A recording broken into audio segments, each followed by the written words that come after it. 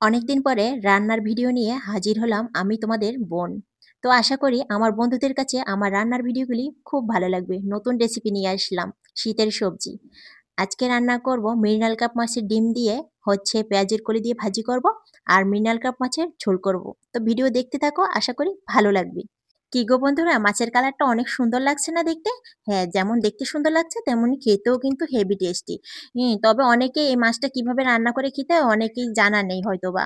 তার জন্য অনেকে খেতে চায় না এই মাছটা। এই কার্প জাতীয় মাছটা, মৃণাল কার্প জাতীয় মাছটা একটু নরম প্রকৃতির হয়। তবে এটা আমি যেভাবে রান্না করেছি এইভাবে যদি রান্না করে খাও, আশা করি স্বাদ একদম মুখে লেগে থাকবে। তো আমি কয়েক টুকরো মাছ হলুদ, লবণ, মরিচ গুঁড়ো দিয়ে মেরিনেট করে রেখেছিলাম।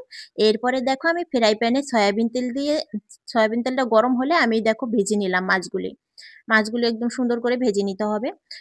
অন্য মাছ যেমন অতটা ভাজা লাগে না রান্না করার জন্য, আর এই কার্প জাতীয়, এই মিনারেল কার্প জাতীয় মাছগুলি একটু ভাজা লাগে, যেহেতু এগুলো একটু নরম প্রকৃতির মাছ, একটু বেশিই ভাজা লাগে অন্য মাছের তুলনায় আর কি। তো দেখো আমি ভালো করে ভেজে নিলাম, ভাজা হয়েও গেছে, ফ্রাই করা কমপ্লিট। এরপরে দেখো আমি কড়াইতে গোটা জিরা, তারপরে তেজপাতা, কয়েক টুকরো তেজপাতা এবং সয়াবিন তেল দিয়ে দিলাম।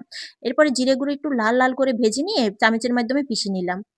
জিরাগুলো ভালো করে পিষে নিতে হবে চামচের মাধ্যমে। আমি দেখো ভালো করে পিষে নিয়ে নিলাম। এরপর আমি পরিমাণ মতো জল দিয়ে দিলাম, যেহেতু যে কয় পিস মাছ রান্না করবো সেই অনুযায়ী জল দিতে হবে। তো এরপরে লবণ দিয়ে দিলাম, হলুদ গুঁড়ো দিয়ে দিলাম, মরিচ গুঁড়ো দিয়ে দিলাম, মানে মশলা পরিমাণ মতো দিয়ে দিলাম।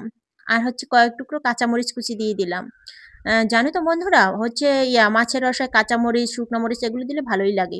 তো এরপরে দিয়ে দিলাম কি দেখো, আমি কাঁচা তেলও দিয়ে দিয়েছি যাতে কাঁচা মশলা গন্ধ না আসে। ধনিয়ার গুঁড়া, জিরার গুঁড়ো দিয়ে দিলাম। এরপরে মশলাটা বলক উঠে গেছে, আমি ভেজে রাখা মাছগুলি দিয়ে দিলাম। আগের থেকে যে ফ্রাই করে রাখছিলাম মিনাল কার্প মাছ, ওগুলি দিয়ে দিলাম। আর হচ্ছে যখন মশলার জলটা বলক উঠে যাবে তখনই ভেজে রাখা মাছগুলি দেবে। দেখা যায় এতে মাছগুলিও ভেঙে যাবে না, আর খেতে দারুণ টেস্টি হবে। আর দেখো এখন প্রায় হয়ে আসছে, এজন্য আমি গরম মসলা বাটা দিয়ে দিলাম। আর গরম মসলার বাটারের ভিতরে ছিল জিরা এবং দারচিনি। আর জিরা দারচিনি কিন্তু আমি হালকা ভেজে নিয়েছিলাম, ভেজে তারপর পাটায় পিষে মসলা বানিয়ে নিয়েছিলাম। দেখো হয়ে গেছে, নামিয়ে নিলেই হ্যালো বন্ধুরা, আশা করি তোমরা সবাই ভালো আছো। আমি তোমাদের বোন, তোমাদের দোয়া এবং আশীর্বাদে খুব খুব ভালো আছে। আশা করি আমার বন্ধুরাও খুব ভালো আছে।